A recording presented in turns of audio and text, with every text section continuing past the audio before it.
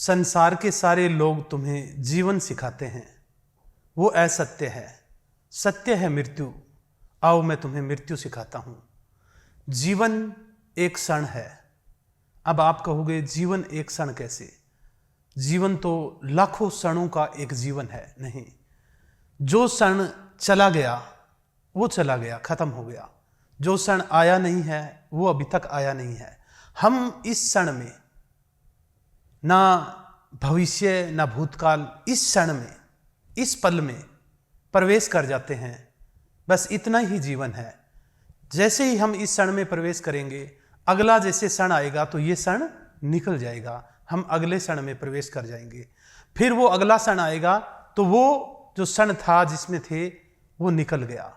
इसलिए तो हमारे देश के मनुष्यों ने समय को और मृत्यु को एक ही नाम दिया, काल।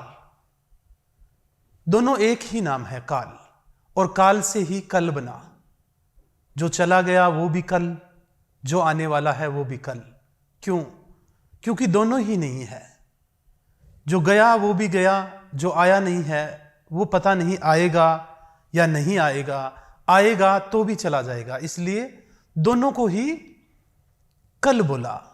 और क्षण इतना छोटा होता है कि मैं बोलता हूं क्षण, इतने में यह क्षण निकल गया। क्षण भंगुर जीवन है। और इस क्षण में आप शांत शिथिर होकर एकांत में बैठकर चिंतन करना कि इस पूरी पृथ्वी के ऊपर सब देशों में आज कोई लोग मर रहे हैं, कोई जन्म रहे हैं, कोई जी रहे हैं, कोई नहा रहे हैं, कोई सो रहे हैं। क्षण क्षण करके सारे लोग मृत्यु की तरफ जा रहे हैं। आज कोई बच्चा जन्म लेता है और जैसे ही उसने जन्म लिया, पहली सांस ली, वो एक क्षण, एक सांस जीवन मर चुका है अपने जीवन में से। और जो जन्म रहा है वो भी मृत्यु की तरफ जा रहा है। और जो मर रहा है वो खत्म हो रहा है और नया सर्जन हो रहा है। ये संसार अगर शांत होकर आप देखोगे, पल पल खत्म भी हो रहा है और क्षण क्षण सर्जन भी हो रहा है। ऐसे जो जन्म में ही मृत्यु को देख लेता है वो इस क्षण से भी पार हो जाता है। एक पीछे मैंने वीडियो डाली थी मृत्यु के ऊपर, तो एक कमेंट आया था कि सबसे पहले तुम्हारी अर्थी सजेगी। तो मैं बोलता हूं इसमें पहले या बाद में क्या होता है? इसमें पहले और बाद में, मनुष्य एक पानी का बुदबुदा है। जैसे सागर में एक बुदबुदा उठा और वो फूट गया, खत्म हो गया, उतना सा जीवन होता है। आप कहोगे वो तो 2 मिनट बुदबुदा बना, इतना ही 2 मिनट का जीवन थोड़ा ही होता है। जीवन तो 70 साल का होता है। मैं यूं बोलता हूं कि तारीखें हटा दो, जो ये वार बना रखे हैं ये भी हटा दो, साल महीने हटा दो, और फिर देखो कि सूर्य उदय हो रहा है, अस्त हो रहा है, उदय हो रहा है, अस्त हो रहा है। और ये हमेशा से लाखों करोड़ों वर्ष से ऐसे ही उदय हो रहा है और अस्त हो रहा है। ना यहाँ कोई तारीख है, ना कोई बार है, ना महीने है, ना साल है। ये तो हमारी कैलकुलेशन के लिए बनाए गए तारीख कैलेंडर है। आप शांत होकर देखो कि समय कब से चला आ रहा है और आगे हमेशा चलता रहेगा। उसमें हमारा जीवन कितना है? पानी के बुदबुदे जितना ही है। और बात रही पहले बाद में की, कौन पहले मरेगा, कौन बाद में मरेगा, क्या फर्क पड़ेगा पहले मरने में और बाद में मरने में? आज तक जीवन जिया, इसमें हमने ऐसा क्या पा लिया? और 10 साल 20 साल जी लेंगे तो उसमें और क्या पा लेंगे? मायने ये रखता है कि ये बुदबुदा बना है पानी का, ये फूट के दोबारा बुदबुदा बनेगा या सागर में विलीन हो जाएगा। यानी वो ये दोबारा जन्म लेगा या मुक्ति को प्राप्त हो जाएगा। मायने ये रखता है। और बात करते हैं, मैं बोलता हूं कि आइए सत्संग करें, जीवन के बारे में जाने। ये जीवन बड़ा अनमोल है प्राणी, इसको ऐसे मत गवाओ।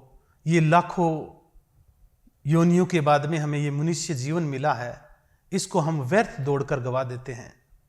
तो आओ हम सत्संग करें। हम ऐसी बातें करते हैं तो लोग बोलते हैं कि अभी हमारी उम्र ही क्या है, हम बुढ़ापे में राम का नाम लेंगे।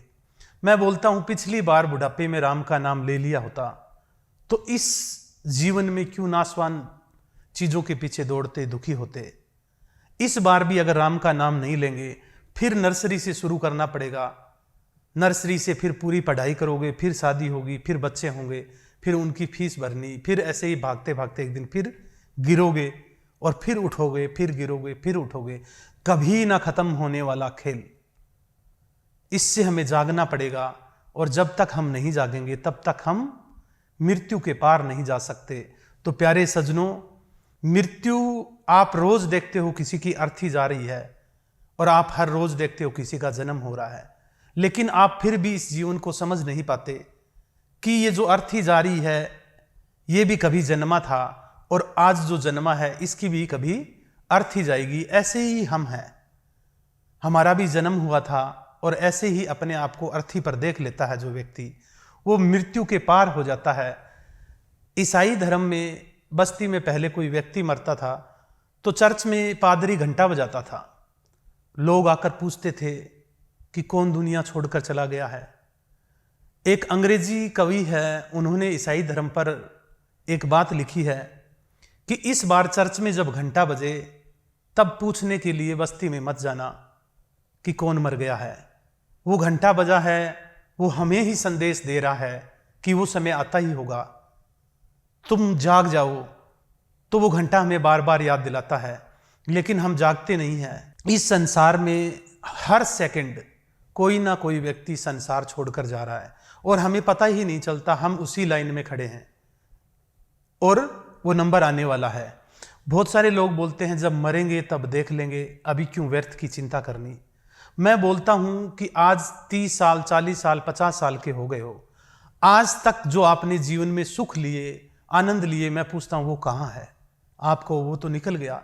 तो वो भी जो समय आएगा 70 साल में 60 साल में मृत्यु का, तब क्या देख लोगे आप? मान लीजिए आज वो दिन आ गया, आप चिंतन करें कि आप आज 70 साल के हो गए, आज मृत्यु आ गई है द्वार पर, दरवाजा खटखटा रही है कि चलो अब जाने का वक्त हो गया।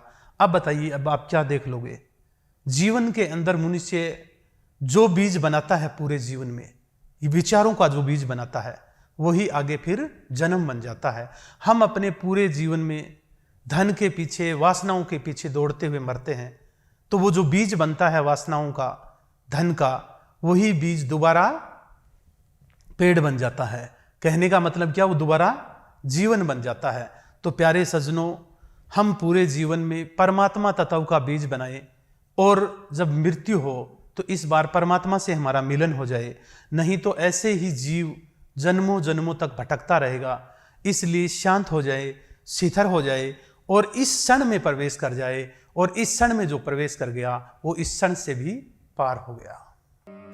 परम गुरु राधेश्याम जी से जुड़ी ऐसी ही जन कल्याणकारी वीडियो को देखने के लिए हमारे चैनल को सब्सक्राइब कीजिए, फॉलो कीजिए, लाइक कीजिए, और मानव जाति के कल्याण के लिए इस वीडियो को ज्यादा से ज्यादा शेयर कीजिए।